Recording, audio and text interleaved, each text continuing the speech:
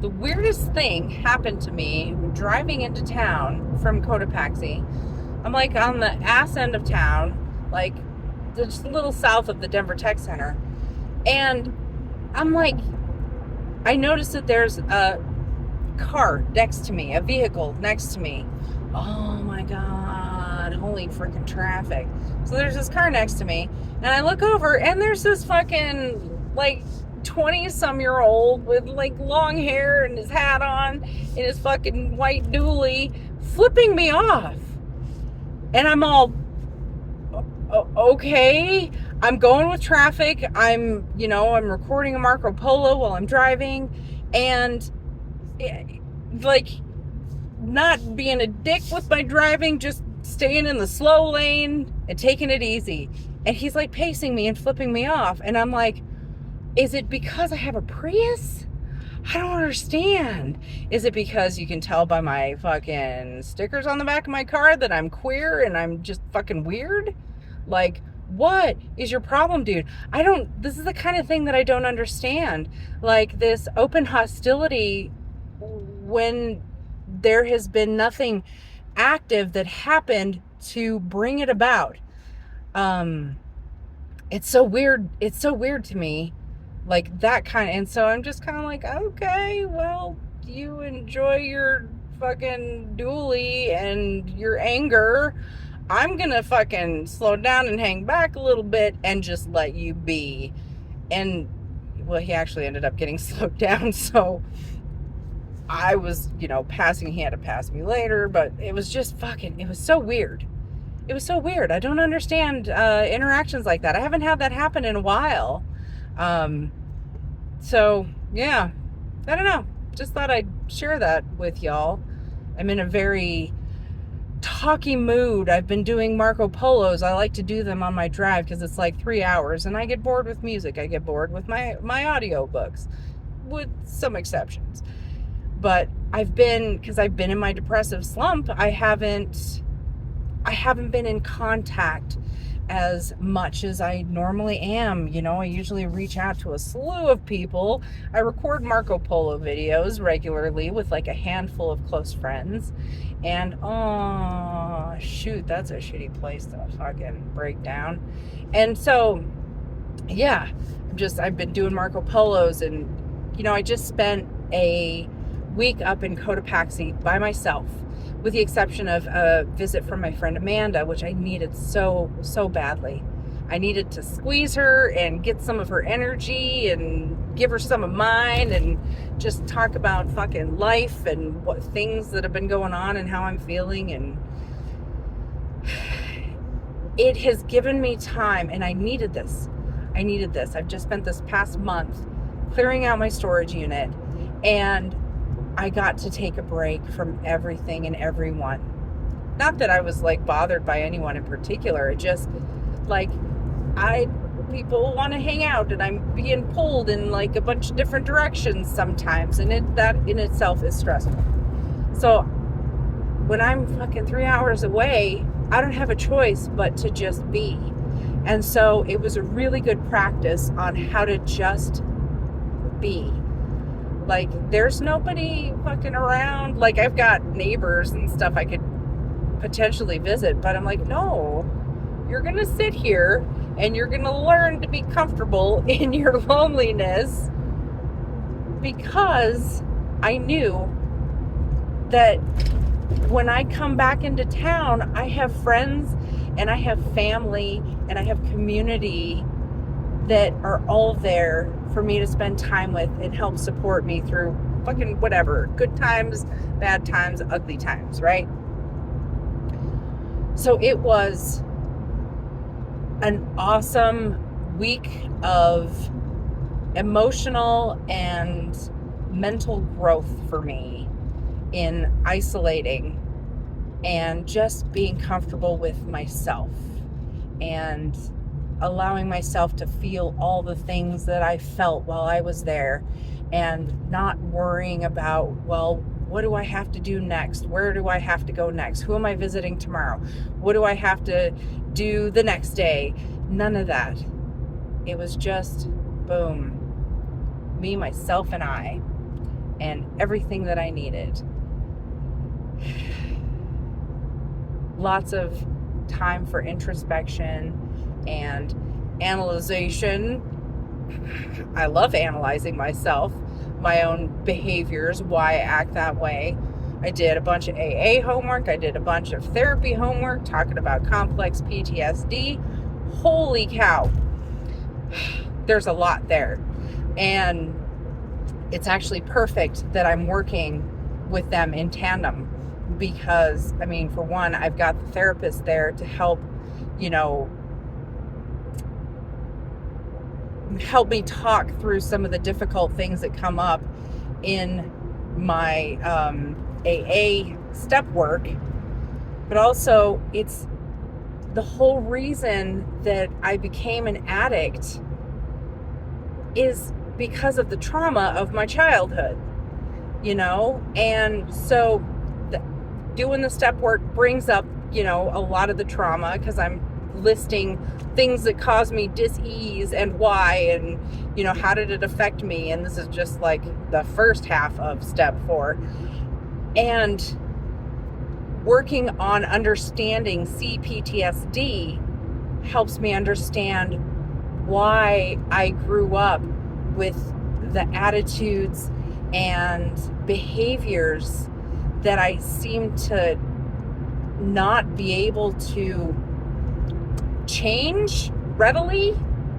It's understanding that trauma rewires the brain and it creates these deep grooved pathways that your brain is going to want to fucking travel because it's the easier way to get there. And that's what trauma does, And so for me, understanding why helps me to learn how to change my behaviors. And so it's as difficult as it is to dive into the trauma and all the feelings and emotions behind it. It's fascinating. I feel like Spock sometimes with my own brain. And I've also been listening to a lecture called The Addictive Brain. And I don't remember the name of the doctor, but it is fascinating how the brain works. Are you gonna pass me up? Okay, dude. It's fascinating how the brain works and how the chemistry with just the influence of an outside source.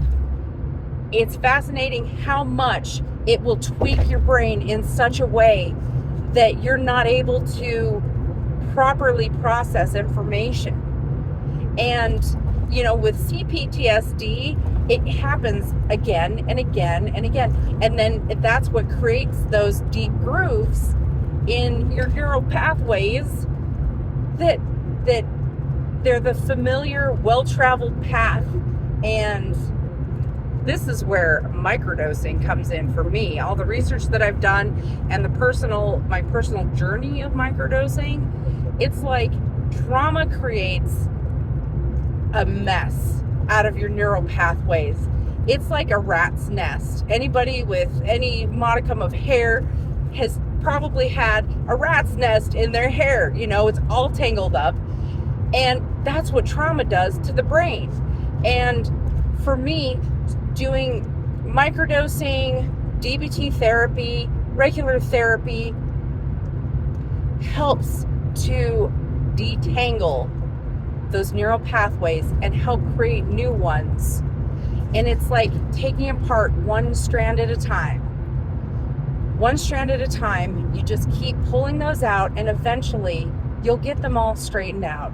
You might end up with, they're going to be a little bit kinky, the hair's not as, smooth, but you can clean up the traffic jam in your head.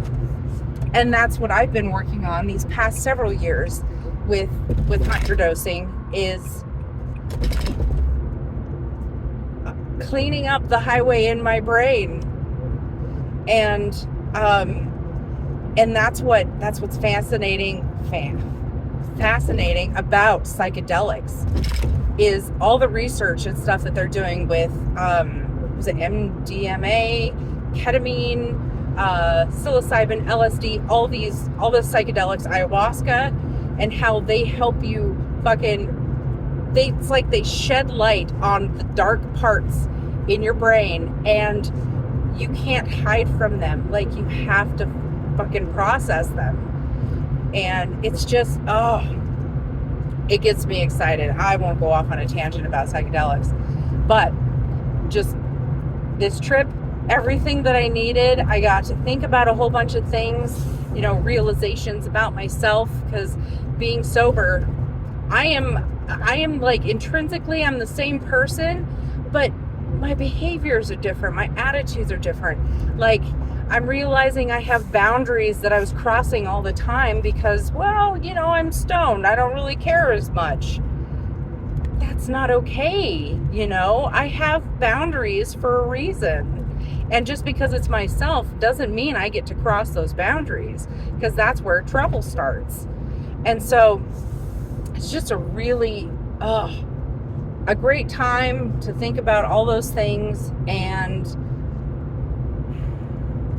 feel like I have sturdied up my foundation so that I can live a more honest and meaningful life as it pertains to me. What are my needs and wants? What are my desires?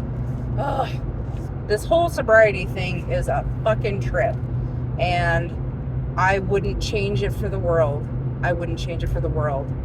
Like I tell my friends all the time, I will take the heartache and all the hard shit that life has to throw at me, because on the fucking opposite end of that is all the joy and bliss and love and the good things in life.